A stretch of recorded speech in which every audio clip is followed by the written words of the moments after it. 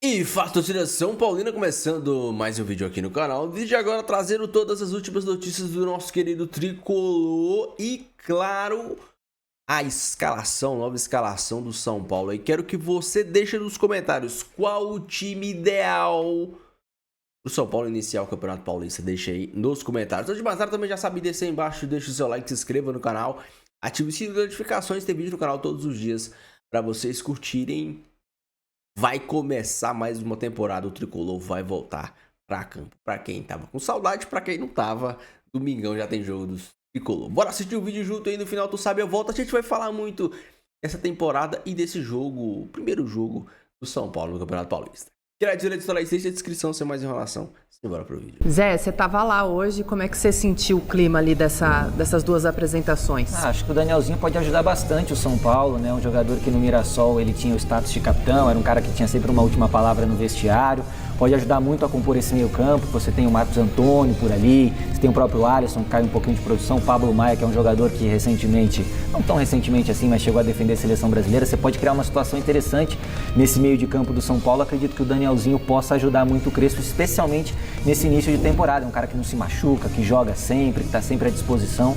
Acho que ele vai ajudar bastante. E o Coronel, ele vem para ser um reservaço do Rafael. O Rafael é titular absoluto desse gol do São Paulo, e entendo que o Coronel fez até um movimento. Ele tinha a possibilidade de continuar lá na MLS, né, no Orlando City, jogando lá nos Estados Unidos. Ele falou, né, que ele recebe essa proposta e decide pelo São Paulo. Sim, ele vem para o São Paulo para tentar aí uma vaga na seleção paraguaia para a Copa do Mundo desse ano agora que a gente vai ter.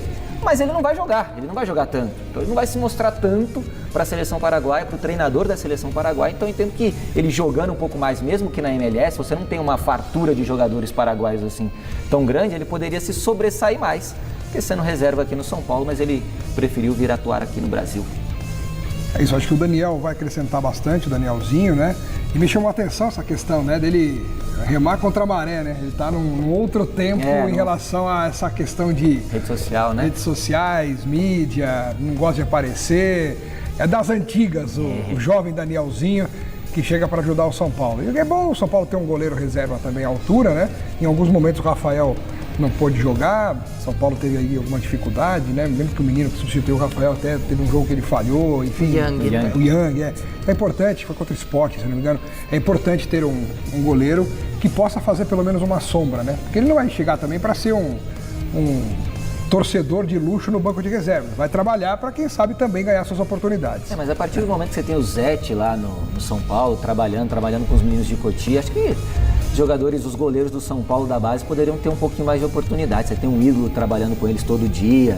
De repente, acho que para ser ali um segundo reserva, o São Paulo teria uma condição de colocar um menino da base e não contratar um jogador já mais experiente, mas preferiu fazer esse movimento aí. Em palpitômetro para o São Paulo, o Tricolor, como a gente já falou, vai estrear no estadual no domingo às 8h30 da noite contra o Mirassol fora de casa. E quem começa com o palpite sou eu.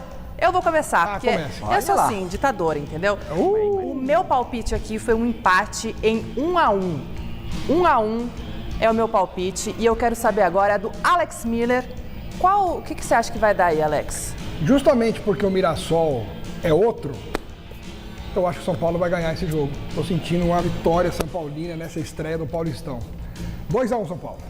Muito bem, então a gente tem um empate, meu voto, e uma vitória do Tricolor. Alex Miller opinou e agora falta você, José Paes. Marina anda lendo mentes, hein? Porque eu acho que esse palpite seu é muito bom. Gostei muito desse seu palpite. Acho que o Mirassol ter feito uma campanha extraordinária no Campeonato Brasileiro do ano passado, acho que vai complicar, mesmo tendo muitos jogadores que saíram, acho que pode complicar o jogo para o São Paulo, vai ser 1-1. Sabe, Zé, eu te perguntei também do clima ali, porque a gente sabe dos bastidores políticos. A votação do impeachment do presidente do São Paulo, Júlio Casares, foi adiada. Ela estava inicialmente marcada para acontecer na quarta-feira que vem, dia 14 de janeiro, e agora vai ser na sexta, dia 16, 2 dias ali depois. Ao todo, 254 conselheiros vão participar da votação, sendo que 191 deles, 75%, precisa votar a favor da medida para que o Casares saia do cargo. O Zé, você tem a conta aí, né? É exatamente isso, 75%. O que acontece? Existia aí uma dúvida em relação ao Estatuto do São Paulo e o Júlio Casares, o grupo do Júlio Casares, bateu o pé de que seria o artigo 58 do Estatuto do São Paulo, que diz que para você tirar um presidente, um vice-presidente do cargo, você precisa de 75% do quórum dos conselheiros, o que dá 191 conselheiros, contando aí os 254 que estão aptos a votar nesse impeachment, nessa reunião aí do São Paulo. Já a oposição entende que era o artigo 112, que diz que você precisa de 2/3 dos 254 para então empichar o presidente, daria aí 170 votos, ou seja, a oposição precisaria de menos gente para tirar, para afastar no primeiro momento o Casares. Só que no direito existe o princípio da dúvida, né? Se há uma dúvida ali em relação a algum conceito, provas, falta de provas ou não, você tem que estar sempre do lado do réu. E aí, o Oten Aires, que é o presidente do Conselho Deliberativo do São Paulo, optou por seguir o artigo 58, que dá margem aí para 191 conselheiros, então, terem que votar a favor do impeachment do Casares para que ele, de fato, seja afastado pelo período de 30 dias. E Tolói, Arboleda e Alan Franco, Tolói aqui na direita. Eu começaria desse jeito. E com Isso, 3 sim. zagueiros. 3 zagueiros, sempre 3 zagueiros. O Crespo não vai mudar isso daí. Então, não adianta a gente... Cara, e assim, eu tô falando sem base nenhuma de como cada um tá fisicamente, sem base nenhuma, né? Tô aqui, o Mike na direita e fisicamente bem o Enzo, né? O Enzo Dias. Lembrando que o Wendel começa o jogo domingo, porque o Enzo ainda tá na recuperação ali, que ele começou depois, né? Porque ele teve uma cirurgia. Mas ele... Aqui é a gente imaginando todo mundo 100% pro ano já. Assim, eu sinceramente, Senna, eu acho o Wendel muito bom tecnicamente. Ele não entregou fisicamente, ele nunca teve à disposição, ele nunca teve sequência no São Paulo. Mas eu acho ele um grande jogador. E espero que, fisicamente, ele rendendo, ele possa ter mais minutos esse ano e possa ajudar mais. Porque eu gosto muito dele tecnicamente. Isso. Eu montaria com esse meio de campo e para o ataque, para início, o mesmo que acabou o ano passado. Isso eu estou falando o quê? Para domingo, você me perguntou, é isso ou não? Vamos. Para domingo a gente vai ter algumas limitações. Porque, por exemplo, o Enzo não joga domingo, deve jogar o Wendel. Mas imaginando assim para o começo de ano, um time ideal. Que aí você pode contar com Lucas, Caleri, Luciano, todo mundo. Cara. Então, assim, eu já pensei numa variação, por exemplo, Senna, para você, em determinados jogos, mudar esse triângulo do meio de campo e jogar, por exemplo, com Marcos Antônio e Danielzinho e o Lucas de meia e 2 atacantes, sabe? Eu pensei nisso. São variações dependendo da circunstância do adversário, da circunstância do jogo, né? Com Luciano e Caleri no ataque, porra, seria um time, vamos lá, né? Você parar para pensar todo mundo na sua forma física, Sim. Cara, um time, né, nada mal. Ele pode iniciar esse jogo, como é fora de casa, com o Cedric na ala direita. Ele pode iniciar. Mas eu acho que pela questão de saúde, né, questão física, o Mike possa entregar mais do que o Cedric nesse momento, para esse início de temporada. Eu acho que, cara, temos muitas variações aí, Senna. Não sei se você concorda comigo, mas acho que a gente tem muitas variações aí que pode ser feita no meio de campo, sabe, cara? Eu daria nesse começo de ano bastante oportunidade para o Negruti também, ou ali como zagueiro, ou como primeiro volante, dependendo da circunstância, para dar folga para o Pablo também. O Bobadilha vai ser muito utilizado, sabe, cara? Assim, pô, Senna, é muito difícil falar, cara. É pouquíssimo tempo de pré-temporada, cara. Eu vivi na minha vida 17 anos como jogador profissional. Muitas pré-temporadas. Tem o Alisson também, pô. Nossa, me lembrou aqui o Ricardo.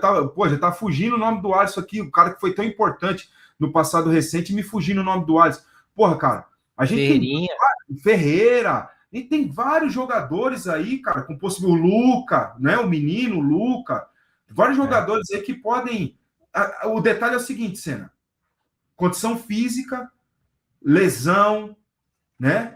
E a pré-temporada, cara. Eu vivi várias pré-temporadas na minha vida, Senna. E, cara, eu posso te afirmar, essas aqui do Brasil, cara, o cara vai ficar em condição mesmo, Senna? Você fala assim, pô, tô na minha condição física para eu render. Cara, lá pro meio de fevereiro. Sem sacanagem, Senna. Porque, cara, com o jogo oficial no meio, Senna, você perdeu o dia anterior, né? O dia anterior o treino já é muito mais leve. Por exemplo, o treino de São Paulo amanhã é um treino muito leve. É uma bolinha parada, um posicionamento e tal. O dia do jogo e o dia pós-jogo, né? Eu estou dizendo para quem entrou em campo por mais de 45 minutos. Aí, você, 3 dias depois, já tem jogo de novo. Então, isso deixa a pré-temporada ainda mais difícil. Por isso que eu estou falando, o time que jogar domingo, provavelmente vai ter uma meia dúzia de mudança para o outro jogo, para o jogo seguinte, eu acho. Eu acho, né? E espero também, porque eu quero ver esse time do São Paulo, a gente analisando aqui, Senna, sempre com todo mundo à disposição, cara. A maioria dos jogadores à disposição, sabe? Porque senão a gente ficava, né, limitado na análise, limitado, né? Porra, cara, é complicado, né?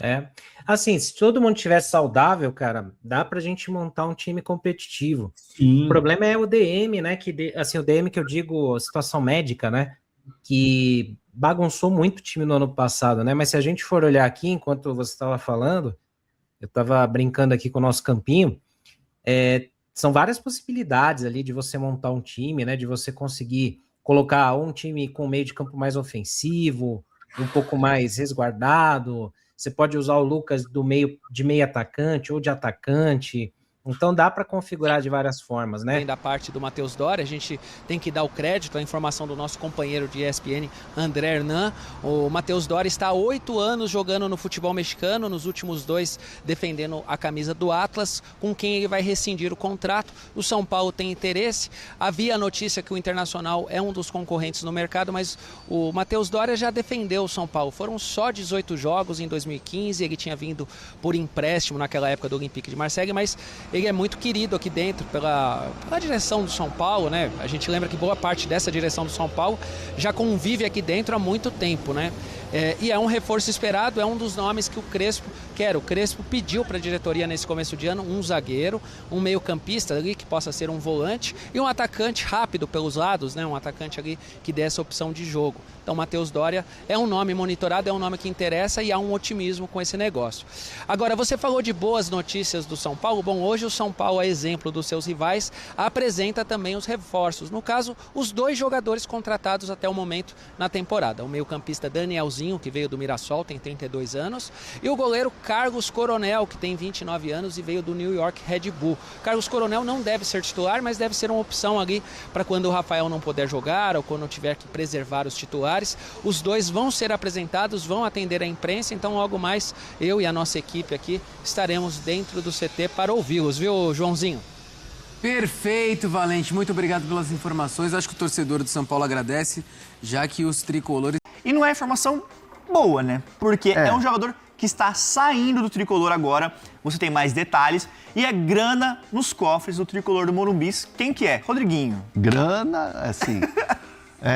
o Rodriguinho tá de fato de saída do São Paulo. O Red Bull Bragantino formalizou essa oferta está caminhando e ela tem alguns ajustes finais ali para acontecer. Já está encaminhada, vão ser 5 anos de contrato e o Rodriguinho tem um valor para essa negociação de 3 milhões de euros, que é um valor baixo, considerado baixo, mas é um jogador que está no último ano de contrato. Então, o São Paulo está tentando segurar 20% dessa negociação. 20%? É a fonte mandando mensagem aí? Não, eu estou olhando porque, assim, o celular pisca, a gente tem que olhar, né? Eu sei que você está falando. E assim, mas enquanto isso a gente vai passando as informações. E é importante frisar que o São Paulo não tem muito o que fazer, né? Porque tinha a possibilidade de renovar o contrato e essa renovação de contrato não aconteceu. Inclusive, noticiamos o ano passado a intenção do São Paulo de estender o contrato de 26 para 28. Sim. Porque o Rodriguinho estava tendo chance, o Crespo estava dando moral para ele, aquela coisa toda. Mas acabou que não aconteceu.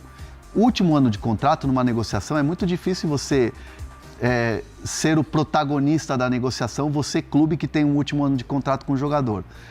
E aí entram vários fatores. O São Paulo já vem de vendas horrorosas de jogadores, de valores baixos, e aí vai entrar mais uma. Dentro do São Paulo, eles já estão até preparados para a pancada que vai chegar quando finalizar essa venda. Então, o São Paulo, para amenizar um pouco, tenta segurar 20%. É uma venda baixa de fato. Ô, André Hernan, tem muita gente perguntando sobre o São Paulo, que está chegando em peso. Sobre o Casares, qual é a última atualização na questão do impeachment? Mudou a data. Mudou a data. Agora será nesta sexta-feira? Quando que vai ser? Me atualiza, por favor. Sexta-feira, dia 16, às 6h30 da tarde. Sexta que vem. Isso, Entendi. dia 16. Obrigado. Na outra sexta, às 6h30 da tarde. E aí existem várias situações que a gente tem que ler um pouco das entrelinhas, né? O presidente do Conselho Deliberativo, Olten Aires, ele acatou um pedido do Júlio Casares, que é da questão da votação. A votação, ela tem 2 termos lá no regulamento, né, no regimento do São Paulo, que um deles diz o seguinte: para você ter um sim do impeachment no caso, teria que ter 75% da participação dos conselheiros. Sim. E aí, esse número, para você ter 75%, esse número teria que ser o número total de conselheiros. Ou seja, seriam 191 votantes. Tá, entendi. Então, assim, você tem que aumentar o quórum. O que é o quórum? A quantidade de pessoas que vão lá votar. Normalmente, nos últimos anos, as votações do Conselho Deliberativo estavam sendo no São Paulo de maneira online. Houve um pedido para uma votação presencial. Nossa. E isso foi aprovado também pelo Olten Aires, que é o presidente do Conselho Deliberativo, que é um aliado do Júlio Casares político. Perfeito. Posso ter uma dúvida que eu tenho, claro. Realmente? Essa mudança de ser online, essa votação, para presencial, você que tem mais detalhes dos bastidores sobre isso, o que muda na teoria? Muda que se o cara tiver um compromisso, ele não vai. Tá. Muda que se o cara estiver em viagem, estamos numa época de viagem, não vai. Então, assim, pode ter um número grande de pessoas que não vão lá votar. Sim, estamos falando de 6h30 da tarde de uma sexta. O trânsito já está voltando. Eu não iria. O trânsito já está voltando. Então, assim, é uma situação em que a oposição coloca como, assim, impeditivos que vão ajudar o Júlio Casares a não passar o impeachment na votação. Entendeu? Entendi. Então faz sentido. Então, assim, é uma guerra política, é um jogo político muito grande entre oposição e situação. E o Olten Aires, a gente sabe que ele é um aliado do Júlio Casares político, presidente do Conselho Deliberativo. Inclusive, nos bastidores do São Paulo, e isso eu já falei aqui e eu posso repetir para a nossa audiência, se fala muito sobre Olten Aires e Vinícius Pinotti na disputa da eleição no final de 2026. Caramba, o Vinícius Pinotti, inclusive, foi diretor, ele é conselheiro que voltou a ficar muito ativo dentro do clube. E o Vinícius Pinotti ontem soltou uma nota nas redes sociais dele, dizendo que vai votar a favor do impeachment. Ou seja, hoje ele é uma oposição. Mas ele já foi situação. Tem uma foto que é pública, inclusive, do Casares, porque o Pinotti estava próximo à gestão Júlio Casares, no ano passado. E aí tem uma foto que é emblemática, que é o Casares postando e posando com uma foto, a camisa do São Paulo, escrito atrás, Pinotti 10. Putz. E aí você coloca 2 fotos de 2 caras que são aliados ao Casares, e como é que bate isso no torcedor? Que mudança vai ter? São 2 caras que até ontem eram aliados ao Casares. Que mudança vai ter? Então o torcedor está muito preocupado, por quê? Porque o São Paulo é um clube que não é democrático na eleição. Ele apenas conselheiros votam, conselheiros vitalícios, conselheiros que estão lá há muito tempo. Ele não é aberto ao sócio para votar. Não é aberto ao torcedor ou ao sócio-torcedor. Dentro do Palmeiras, por exemplo, já que a gente está aqui falando sobre possibilidade de 3º mandato da Leila, passa primeiro pelo Conselho Deliberativo, depois ele vai para os sócios, e os sócios votam. Eu sou sócio do Palmeiras. Óbvio, eu nunca botei a mão numa cédula, nunca vou pôr uma mão. Mas você é sócio do clube, que você acessa as dependências. Como sócio do clube, eu sei que tem muita gente que vota lá, o associado vota. Então, no São Paulo, não vai para o associado. Entendi. É só para os conselheiros. Então, assim, o torcedor de São Paulo está muito preocupado, porque é quase que um clube antidemocrático na hora de escolher um presidente. E não à toa está nessa situação. É muito complicado, mas essa questão bate em outros clubes também, do sócio votar, não só conselheiros. O Bruno Andrade, muita... Meus amigos, sem muita enrolação, para mim, o São Paulo não tem muito o que fugir. O trio de zaga extremamente consolidado e titular, apesar do Arboleda ter chegado alguns... Isso pode até afetar, né? O Arboleda chegou com 2 dias de diferença dos outros atletas. Talvez o Sabino entre titular, mas eu prefiro Arboleda, Alan Franco e Ferrarese. 3 gringos jogando na zaga, o meio de campo com o Danielzinho, o Marcos Antônio. E o terceiro homem é a grande questão. Porque do lado direito, provavelmente deve ser o Mike, do lado esquerdo o Wendel, e isso tá posto. Mas o terceiro homem do meio de campo, ele pode colocar o Luciano para jogar ali, que eu não gosto. Pode colocar o Lucas para jogar ali, que eu acho improvável pelo Lucas estar voltando de lesão. E pode colocar o Bobadilha. Fazer um trio colocando o Bobadilha, Danielzinho e o Marcos Antônio um pouco mais avançado, um pouco mais adiantado. E no comando de ataque fica a dúvida. O Caleri tá bem para jogar, o Lucas tá bem para jogar, o Luciano tá bem para jogar. A gente tem o Tapia. 4 nomes para 2 vagas. Eu não acho que ele deva mudar o time, mudar o esquema para o esquema de 4, muito por falta de peças. Ele não tem ainda um meia, um 10. Ele não tem 2 pontas. Dificilmente ele vai colocar Luca e Ferreirinha como pontas e o Caleri lá na frente. Porque vai faltar um cara, um pensador ali no meio de campo. Ele pode colocar o Lucas para jogar ali como 10? Pode, mas cara, o Lucas voltando de lesão, tem que jogar ali naquela função. Quanto mais próximo do gol o Lucas estiver, quanto menos defensivamente o Lucas ter que correr, melhor para o São Paulo, melhor para o Lucas. Pelo menos nesse início de temporada. Nós não sabemos como o Lucas vai voltar. O Lucas passou por um processo de lesão muito doloroso e complicado toda a temporada passada. Tentava voltar meio que no sacrifício, não conseguia. Deus queira que essa temporada, tanto ele como o Caleri, como todos os jogadores do São Paulo, não tenham lesões graves. Lesões, nós sabemos que os caras vão ter. O departamento médico do São Paulo é um açougue. E dificilmente isso vai mudar. Contratou 12 novos profissionais. Será que esses caras têm competência o suficiente? Não sei, a gente vai ver durante a temporada. Mas as lesões nós sabemos que o time de São Paulo vai ter. É igual eu falei, se o São Paulo conviver com 5 lesões durante toda a temporada tem 5 lesionados. Tá ótimo. Tá ótimo, cara. É uma média ótima para São Paulo Futebol Clube. O que não pode tem jogo importante, o São Paulo tem 8 lesionados. Tem jogo importante, o São Paulo tem 10 desfalques. Tem jogo importante, o São Paulo tem 12 desfalques. Aí tem o que fazer. Não tem o que fazer. O Danielzinho, pra mim, vai cavar uma vaga de titular nesse time do São Paulo. Aí eu não sei se sai o Bobadilha pra entrar o Danielzinho, ou se entra o Danielzinho e joga Bobadilha. Jogava o Luiz Gustavo, né? Joga Bobadilha, Marcos Antônio e Danielzinho. Mas as características do Danielzinho e a capacidade dele de controlar meio de campo e ajudar na saída de bola, principalmente, a saída de bola ela fica extremamente concentrada do Marcos Antônio, que é o único cara que tem coragem de tocar pra frente. Toca pra frente. Ao contrário do Pablo Maia. Teve um rapaz que veio nos comentários e falou que o Pablo Maia é craque.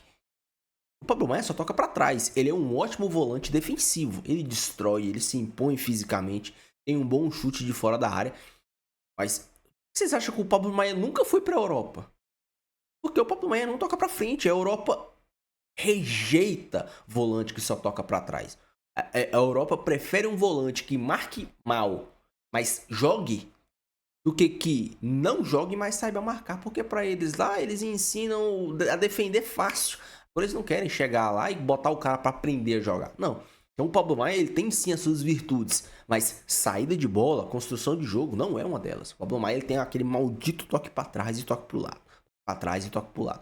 O Marcos Antônio é diferente. Ele é um cara que joga pra frente, que vira o corpo, que inicia as jogadas. E o Danielzinho tem características parecidas. Muito parecidas. O Bobadilha É um misto, ele não é tão retranqueiro como o Pablo Maia, mas também não é tão audacioso como o Marcos Antônio. Ele é um cara que tá ali no meio disso. Então podem formar um trio de meio de campo interessante. Bobadilha, Marcos Antônio e Danielzinho. A não ser que o Crespo me surpreenda e coloque ou Lucas ou Luciano nessa função. Eu prefiro, se for para fazer, traz o Lucas para jogar na frente dos dois volantes e coloca Luciano e Caleri na frente. Aí eu sou a favor. Eu não gosto de inverter esse papel. Trazer o Luciano para jogar de 10. O São Paulo perde muito pelas características do Luciano. Ele não é tão veloz, ele não é o cara que tem visão de jogo, que arma jogo. A gente passou muita raiva com o Luciano atuando de 10 na época do Zubeldia. Então, se você inverter isso, dá certo. Talvez trazer o Lucas para jogar de 10, adiantar o Luciano para jogar do lado do Caleri, isso é algo que me agrada. A grande questão é a condição física do Lucas. Nós não sabemos como o Lucas vai voltar, e jogar nessa função ele se desgasta, tanto correndo para frente quanto tendo que correr para trás. Confesso que estou ansioso, confesso que estou curioso para saber como o Crespo vai montar esse time agora com todo mundo à disposição. Agora o Crespo tem as peças e agora a gente vai, geralmente no Campeonato Paulista, a gente vai poder começar a voltar a cobrar o Hernan Crespo. Não só por resultados, mas por desempenho. Coisas novas, São Paulo jogar futebol. O Crespo já demonstrou boas coisas naquela arrancada do São Paulo. Quando o São Paulo tinha um time minimamente qualificado, o São Paulo conseguia jogar futebol. Agora não dava para cobrar do Crespo o cara com 15 desfalques. Não dava, simplesmente não dava. Agora vai dar para voltar a cobrar o Crespo, vai dar para voltar a ver o que o Crespo pode entregar para esse time do São Paulo. Deixe a sua opinião, deixe o seu comentário, não esqueça de deixar o seu like, se inscrever no canal. Fiquem todos com Deus, até o próximo vídeo. Valeu.